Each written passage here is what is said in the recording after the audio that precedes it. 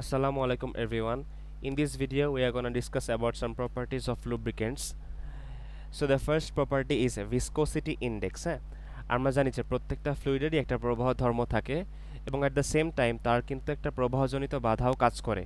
হ্যাঁ, এই যে প্রবাহজনিত বাধা বা রেজিস্ট্যান্স টু ফ্লো এটাকে প্রকাশ করা হয়েছে ভিসকোসিটি দ্বারা। হ্যাঁ, এবং লুব্রিকেন্টসের ক্ষেত্রেও এই ভিসকোসিটিটা কিন্তু টেম্পারেচারের উপরে ডিপেন্ডেন্ট। হ্যাঁ, টেম্পারেচারের উপর ডিপেন্ডেন্ট এবং যদি আমরা টেম্পারেচার চেঞ্জ করি আইদার ইনক্রিজ করি অর ডিক্রিজ করি তাহলে লুব্রিকেন্টসের ভিসকোসিটিটা যে হারে চেঞ্জ হবে তাকে এই ভিসকোসিটি ইন্ডেক্স দ্বারা প্রকাশ করা হয়। হ্যাঁ, লুব্রিকেন্টসের ক্ষেত্রে ভিসকোসিটি মূলত তিনটা বলের উপর ডিপেন্ড করে, সেগুলো হচ্ছে ডাইপোল টাইপোল আকর্ষণ বল, ভ্যান্ডার ওয়ালস বল এবং অ্যাট লাস্ট হাইড্রোজেন বন্ধন। হ্যাঁ, আমরা জানি যে যদি আমরা টেম্পারেচার ইনক্রিজ করি তাহলে হাইড্রোজেন বন্ধনগুলো আস্তে আস্তে ভেঙে যাবে। হ্যাঁ, ভেঙে গেলে কি হবে, তার প্রবাহ ধর্মটা বৃদ্ধি পাবে এবং জানি যে ভিসকোসিটি মূলত প্রবাহ ধর্মের বিপরীত।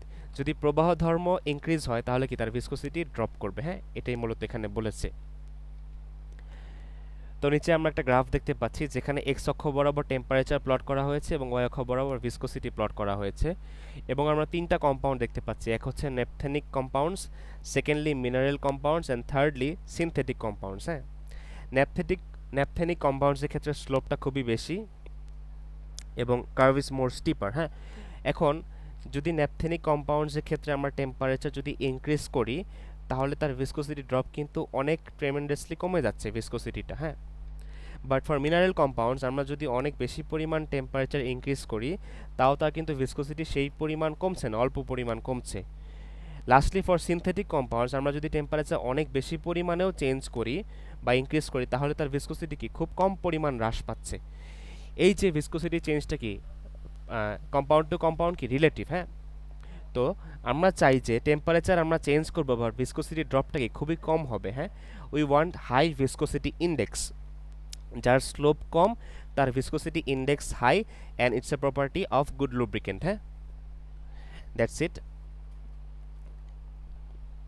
এই যে হাই ভিসকোসিটি ইন্ডেক্স কি ইন্ডিকেট করে যে আমরা যদি টেম্পারেচার চেঞ্জও করি তাহলে ওই টেম্পারেচারেও সে ভিসকাস থেকে যাবে। হ্যাঁ, that's it. Okay, that was all about viscosity index. তো আরেকটা পার্ট আমরা শিখি এখানে, সেটা হচ্ছে যদি ধরা যাক যে আমাদের দুইটা কম্পাউন্ড দিয়ে দিয়েছে। হ্যাঁ, ধরা যাক লেটসে একটা কম্পাউন্ড যার ভিসকোসিটি ইন্ডেক্স লেটসে 100 দিয়ে দিয়েছে, আর আরেকটা কম্পাউন্ড যেটার ভিসকোসিটি ইন্ডেক্স লেটসে 0 দিয়ে দিয়েছে, ভিসকোসিটি ইন্ডেক্স 0। এখন এই যে মিটিং টেম্পারেচার, এই মিটিং টেম্পারেচারটা let's say T equals to 100 degree Celsius এবং অন্য একটা temperature let's say T equals to হচ্ছে 40 ডিগ্রি সেলসিয়াস। হ্যাঁ, এখন আমরা অন্য একটা কম্পাউন্ডের ভিসকোসিটি ইন্ডেক্স বের করতে চাই। হ্যাঁ, লেটসে ভিসকোসিটি ইন্ডেক্স যেটা বের করতে চাই সেটা হচ্ছে ইউ এর ভিসকোসিটি ইন্ডেক্স আমরা বের করতে চাই। তাহলে ফর্মুলা হবে হচ্ছে ভিসকোসিটি ইন্ডেক্স ইকুয়ালস টু, আমি এখানে নেমিং করে ফেলি, ভিসকোসিটি ইন্ডেক্স 0 মানে কি লো ভিসকোসিটি ইন্ডেক্স, লেটসে এটাকে আমি এল নাম দিলাম। আর ভিসকোসিটি ইন্ডেক্স 100 দ্বারা বোঝাচ্ছে যে হাই ভিসকোসিটি ইন্ডেক্স, ওইটাকে আমি এইচ দ্বারা নামকরণ করলাম আর এই পয়েন্টটাকে আমি লেটসে ইউ দ্বারা নামকরণ করলাম। হ্যাঁ, তাহলে কি হবে ফর্মুলা হবে হচ্ছে এল মাইনাস ইউ আবার divided by L minus H times 100। হ্যাঁ, এটা হচ্ছে মূলত ফর্মুলা যদি কোনো আননোন কম্পাউন্ডের আমরা ভিসকোসিটি ইন্ডেক্স বের করতে চাই। হ্যাঁ, মূলত এই ফর্মুলাটা আসছে মূলত এক্সপেরিমেন্টাল ডেটা থেকে।